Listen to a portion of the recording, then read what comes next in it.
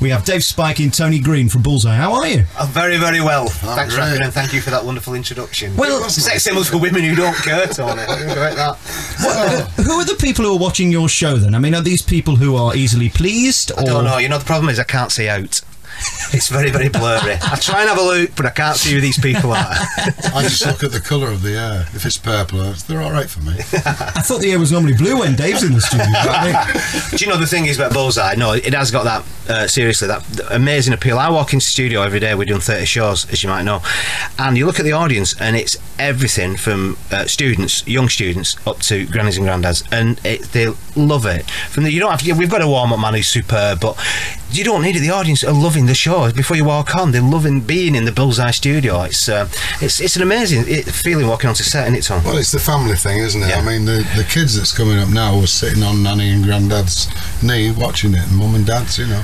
So it's a new era. And I have to admit, I was one of those. It was like religion. You had to watch it on a Sunday. And kind of, you're like my grandfather in a way. It's like meeting an old relative. I feel like I'm doing my... He could be. Where were your mother? No, I know his granddad. It's Ernie. You see, he's got a good memory as well. All right. There's something about darts, isn't there, that's traditional, and it's northern as well, that just takes you back to your childhood. It does for me. I know what you're saying, but I mean, you know, if you look at the darts pros that we had on, I mean, 75% of them are from, well, the southern counties, I would have thought. It must be as big down here as... I know what you're saying, it is associated with the back room of the pub, coal fire, pint a bit, and playing the darts. And I have to say, I've noticed over the last few months, certainly, it has got more and more. You know, the dartboard's getting fuller and fuller. It's a phenomenon. It seems to have gone around in a cycle. All the youngins are playing it again now. Yeah, it's like the 80s all over, really. You know, I mean, it is coming back. Definitely, yeah. Without, you know, before I got involved in Bullseye, I was noticing in the pub, people are playing more and more. The funny thing about you, Tony, probably a lot of people think you'd gone away and then you've now come back for this, but in fact you've been doing it all along, really, haven't you? Yeah, it's 30 years this year of the World Darts Championship at Lakeside, and when you look back, I think, oh dear, where's it all gone? But yeah, I've been there. I do lots of work as far as Finish commentary. open. Finish open, this lad. Yeah. Just on the finish open. Yes. Tell them where from, Dave. I don't remember, was it High Wycombe, something like that? Not far away. No, it's true. The wife said to me, she says, "Oh, that big, can I come here for the weekend?" I said, "Yeah, if you fancy sitting in a cubicle in Langley." Or Langley, right? Yeah. The last time I saw you, Dave, was at the Comedy Store. We had you on for your DVD, which did ever so well at Christmas, and it was genuinely funny, and not all of them were. All right. And then you went and did this show where you just blew people away. And the one thing I was talking to Tony about earlier is the fact that it's modern, it's contemporary, but it's not shocking, it's not Roy Chubby Brown, it's not Bernard Manning racist. No. You've managed to kind of combine the two, haven't you? Yeah, and you know, you just do what you think's funny, really, so you don't sit there and analyse it too much. I've just felt lucky that whatever I do, again, seems to appeal to that wide range of audience. When I do the gigs, when I do the big theatres and that, the students on the front row, and there's grannies and granddads on the front row as well. And no, I'm not blue. I mean, I like to emphasise certain phrases and stuff like that, but and my topics are general. I mean, and some people say, oh, it's not very demanding. What's all that about, demanding? I mean, I do appreciate, you know, comedians who include social comment and political comment in their act, but that's not me. I just have to say, dogs funny, because they are. I think you'll find that, Yeah, but I think the good thing, Dave, is that you can adapt. It doesn't matter what the audience. Well, I've always said that a good comedian is one who, given any particular audience, can entertain that audience. So if it's late night show at the Comedy Store, or whether it's Blackpool North Pier, people say, oh, he's a bit mainstream, he's a bit this. No, I'm just a comedian. That's basically it, and I get that audience. That's how I work. Whatever, you know. All right, we're going to take a piece of music and then we'll be back talking to Tony Green and Dave Spikey. They're the new stars of Bullseye, which is on Challenge TV, and it's doing ever so well, isn't it, ratings-wise? Oh, yes. Oh, yes. Oh, yes. In one. Yes. In one, you got it's it. number one. Just do some Bullies Prize. Can we do some Bullies Prize board for you? Because I'll tell you why. Because when I was growing up, I must have watched every single episode of Bullseye. Sunday tea time, it was either that or what was the other guy? It's on other. No. Songs on Sunday, was it? Something like that. Yeah, Jess. But no, you sat down and as a family, you enjoyed it. And all of a sudden, I'm there, not only just hosting it, being in the studio, but every day when we do 3 shows, me and Tony have to go behind the scenes and record Bullies Prize board in those rhyming couplets. And we try to jolly them up a bit, haven't we? We try to jive them up a bit. So I'll just give you a couple. Take you back there, go on. In one. Make finding lost treasure an absolute pleasure with this Viking metal detector. In two. If you're going to stew it, you'll need this cruet. It's a salt and pepper set. In 3. Put cracks in your slacks with his Corby trouser press. It's just, and how's that? I mean, there's one or two you can't use. What's the other one? No. It's a family show. If browning your meat is your kind of treat, it's a Breville toast and grill. What's wrong with that? You're talking about George Michael again, aren't you? Even cool people are wanting to talk to you, Dave. yeah, it's quite stunning, really. Yeah. But no, it's nice, and I mean, you know, I've grown through that walking down the street and getting Jerry the Berry, and people diving in doorways when they realise what they've said, and me turning around to empty streets in Charlie going, who with that? And now I walked past somebody on Charlie Market the other day, and they went in one. So it's lovely that people are sort of picking up on it. You know the biggest one, and I'm going to tell you this now, is that Dave, when he comes out, he said, all for the throw of a dart. He's the only one that can't say darts. I'm the host of Bullseye, I can't say darts. Yeah. We've got 3 darts. 3 darts, and that'll be the biggest saying from this series ever. I'll tell you that. I don't know. I quite like the one at the end that just cropped up, didn't it? Because we didn't set out to do catchphrases, because you can't. If you sit down and write a catchphrase, it sounds a bit naff. But stuff happens, doesn't it? And a guy very early on in show 2 or 3 said, well, they threw and they missed for Bully's Star Prize, and he said, well, we risked it, and I said, but you missed it. And I went, hang on a minute, the birth of a catchphrase. So I do that at the end of it. Well, you risked it, but you missed it. Just in my own way. I said early on again, I just said, well, you've had a good day out, but you're going on without. Keep it in. The ones that are lit. The ones you can hit. Oh, thank God for that. I thought that was going to be more lucky. Well, we did get that as well. I mean, presumably we'll edit this tape. That's a new one as well, isn't it? What? Light up the board. Was that yours? Yeah. Light up the board. Don't rhyme, though. No, it doesn't. Never mind. If you don't mind me saying, you have such great chemistry together. I mean, there could be something almost romantic between the two of you. Well, you look with such admiration at each other. Well, as I say, I watched it all growing up, and Tony, obviously, legend in the darts world. But the thing is that there's a backstory to it that Tony actually suggested me possibly amongst others for the show, which I'm eternally grateful for, because just to turn up on that day and get that sort of vote of confidence from Tony, who's been on it all that time.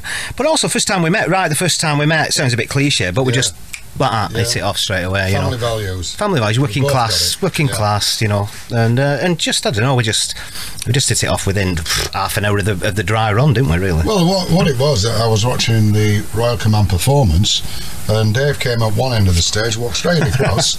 I thought, well, he's going to introduce an act, but he didn't. Disappeared. But I picked up the dialect. I thought, yeah, good Yorkshire lad, but I knew it was Bolton. And then the next start, I seen him on Parky, and I thought, brilliant. Oh, what a replacement for Jim, if they are going to replace him. And there he is. We're working together. I'll tell you what, we've had a great time, haven't we? We've honestly had the best time. It's got to go on forever for me. Oh, hey up. Oh, there you ring. There's a promise. I went to see this being recorded because I'm from Nottingham. It was recorded at Central Studios. Oh, did you? About 500 years ago when Jim was there. And the one thing that struck me about this show was how crude Jim was. I mean, you're really Mr. Nice compared to Jim. He would be absolutely obscene to the audience. And I wasn't aware of that. I spend a lot of time with the contestants at the top of the show. I just have this theory that they come into a television studio and they really are overawed by the whole scene, the cameras, the audience. They've got to play darts, got to answer questions. So I spend about 15 minutes? It gets edited down to 1 or 2, but I just think it's important, and you can get some wonderful laughs out of them. Some of the things they say, and then they suddenly look at the camera and go, "Can we cut that out? I didn't mean to say that." You know, it's really embarrassing. But we have a big laugh at the top of the show with them. And well, me and Tony come out. We do a corny joke. I'm telling you now, it's a corny joke. I don't want people taking us seriously, and we do that just to show we're going to have a laugh. If you want money, if you want prizes, you're on the wrong show. If you're here for bendy bullies and tankards, welcome. Come in, sit down, put your feet up.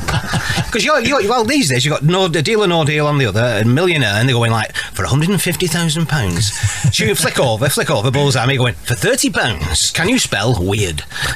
I love that question because there was a comic opportunity there. You said describe something odd, peculiar, very weird, bizarre. I thought the answer was Michael Jackson. It's spelling, you see. Yeah. But the thing was, I don't know if you noticed when Bully he came in, I think it should have had a Y on the end. Because I went right off the end. I missed the I think it'd have been weird. I think I said Weirdy. All right, let's take another piece of music and we'll be back with our remaining moments with the stars of Bullseye, which is on Challenge at 10 p.m. Hang on a minute, 10 p.m. I'm on air at 10 p.m. Never mind promoting your show. Excuse me, the repeat's on at 8:30. Oh, well, watch that. Dean's audience don't matter. Challenge as well. You've really made this your own as well, and it's hard when you're taking over from a legend, because Jim Bowen, for all his good and bad reasons, just became an institution. Absolutely. Were you nervous? Very nervous. That's the only one thing that really made me have second thoughts, really, is how do you fill those shoes of Mr. Bullseye, who we all associate with. And I sort of not turned it down, but I sort of ummed and ahed for a couple of weeks, and then I just realised that they kept asking me, and I just realised that somebody's going to do it, so it might as well be me. And my bottom line was, I don't even want to try to be Jim. I don't want to try and do Super Smash. I don't want to do Bus Fur Home. I don't want to. If I'm doing it and you want me to do it, I'm just going to do it as I want to do it. And they were great. The challenge had been fantastic. Just anything I want. Any involvement in the writing, any involvement in the prize rights, anything. And so I've had, honestly, the best time I think I've ever had in a television studio. It's been brilliant. When you say anything you want, does this include sexual favours? No, nothing like that. No. Well, I'm not available.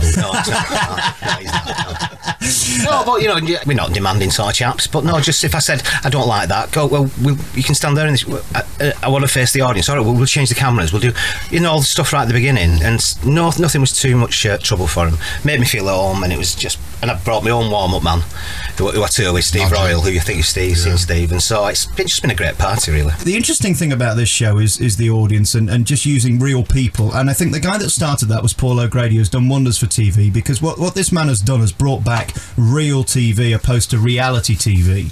It gives me faith that we're actually going to get some decent telly back. Yeah, I mean, I always instinctively judge stuff when it comes up, and I said no a few times, and then they said, well, it's Bullseye, and everybody who asked, without any exception, my mates, my family, people whose opinion I trust, I went up and went, been offered Bullseye, and they all went, yeah, what are you hesitating for? You've got to do Bullseye. And again, like you say, it's real people, because they're not going to win a fantastic prize. Well, they might win quite a fantastic prize. Yeah, of course they can. But the money's not there, and the people who come on almost universally again say, we've come on, we want to be on Bullseye. Want to be part of this all, get me Bendy Bully, get me Tankard, get me Debts, and come home and go, look at that, I've been on Bullseye. And it is like a badge of honour. It's massive. It's youth as well, isn't it? Yeah. A lot of young contestants. And a lot of families, father and sons, father and daughters, and all that. It's been brilliant. I can't imagine there's any bigger brag than going in a pub with a Bendy Bully. With your Bendy Bully. It's got to be the biggest of all, Absolutely, isn't it? Well, yeah. The good thing is you can kick it any way you want and everything, can't you, with it being bendy? Yeah. Bounce off the wall and catch it again before you go out. Well, no, you can't beat a bit of bully. Oh, I'm sorry. No, it's not allowed, Tony. I knew there was something coming. It's always got an answer. I believe next up you're going to Radio 1, boys. Yeah. Speak very slowly for them. That's all I'm advising, because don't use long words. Don't try and be funny, Dave, because they won't get it. Just go in there and just do a basic, boring interview. Okay. It'll be perfectly fine for them. Guys, thank you for coming in today. And I wish you all the best with it. I believe it's on at 8:30 on Challenge. Never mind 10 o'clock. There's only one place you'll be at 10 o'clock, and it's on Challenge TV on Sky. Guys, thanks for coming in. Thank you.